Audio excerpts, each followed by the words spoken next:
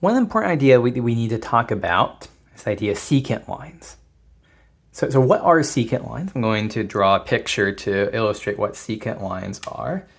So suppose that we have some function here, y is equal to f of x, and I'm going to pick 2 points on the curve. I'm going to pick this point and this point, and I'm going to draw a line that goes between those 2 points. So this right here, this is an example of a secant line. So the idea here is that we pick 2 points on our curve and we draw a line that runs between them. Now, one important thing that we might think about is, what's the slope? What's the slope of our secant line right here? Well, in order to do that, let's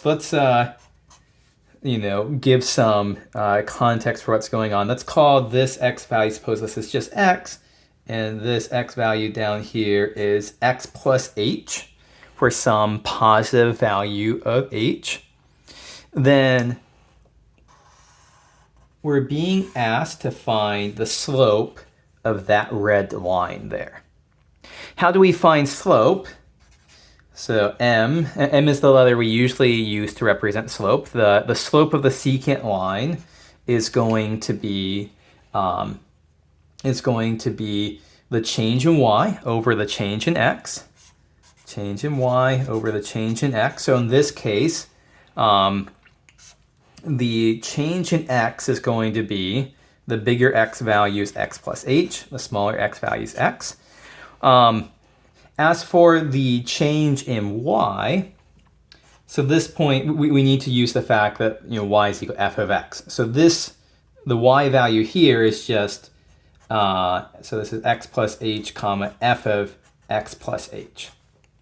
And right here, so the coordinates at this point, x comma f of x. So our change in y has gone from f of x to f of x plus h. So we can say f of x plus h minus f of x. And so, so this is the slope of our secant line right here. If you notice, there's a little simplification we can do. We have a plus x and a minus x in the denominator right there. So we can rewrite this as f of x plus h minus f of x divided by h.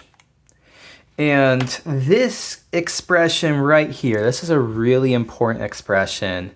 This is what we call the difference quotient. Or this is one way that we can think of the difference quotient. We don't always use f of x plus h and f of x. Sometimes we'll do f of x and f of a here. So let me draw this one. If we had some function here, and this was a, and this is x here. So then this point's coordinates are a comma f of a, and this point's coordinates are x comma f of x. So then the slope of this line, excuse me, is going to be the change in y is f of x minus f of a. That's the numerator. The change in x is x minus a. That's the denominator. So these difference quotients are going to be really, really important for us in future sections.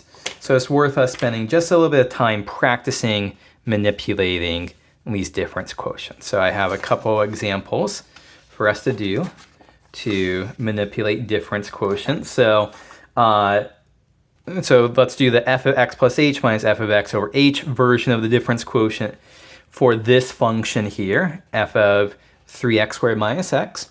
And our instructions here are going to be simplify this expression for this function as far as we can. So what do we end up with? So f of x plus h, that's everywhere we see an x, replace it with x plus h. So 3 times x plus h squared minus x plus h minus f of x. F of x is 3x squared minus x. No, I'm putting the whole thing in parentheses. That's because we'll have to distribute that minus sign over there. So all of this over h. Okay, let's expand out. Let's expand and simplify things. So 3 times x plus h squared. Let me just kind of put out here x plus h, oops, not cubed, but squared is x squared plus 2xh plus h squared. So 3 times this gives us 3x squared plus 3 times 2xh is 6xh. Plus 3h squared.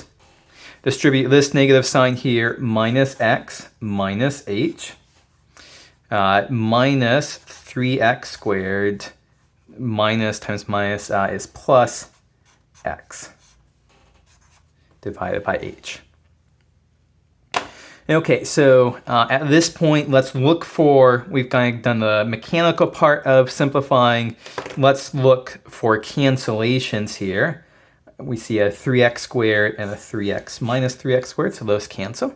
We see an x minus x and plus x, so those cancel. And so now we are left with 6xh plus 3h squared minus h over h. Now the next thing we can do here is realize that the numerator has a factor x in every term. So let's factor out one, sorry, I said x, I meant h there. Let's factor out a factor of h. Get 6x plus 3h minus 1, all of that divided by h. And cancel, cancel. So 6x plus 3h minus 1. So that is how you simplify this difference quotient. Let's do one more example here.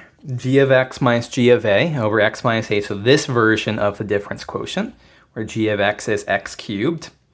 So this, again, mechanically is going to be x cubed minus a cubed over x minus a. Now there's a nice formula. You may have learned this in high school. That's the difference of 2 cubes. And so this is going to be x minus a times x squared plus ax plus a squared, all of that divided by x minus a. If you're not sure where this is equaling to, where this is equal to this has come from, this is a useful formula to know. And then just realize that if you expand out x minus a times x squared plus a squared, you will get back to x cubed minus a cubed. So once again, let's look for simplifications we can do. We've got ready-made factors of x minus a in both the numerator and denominator.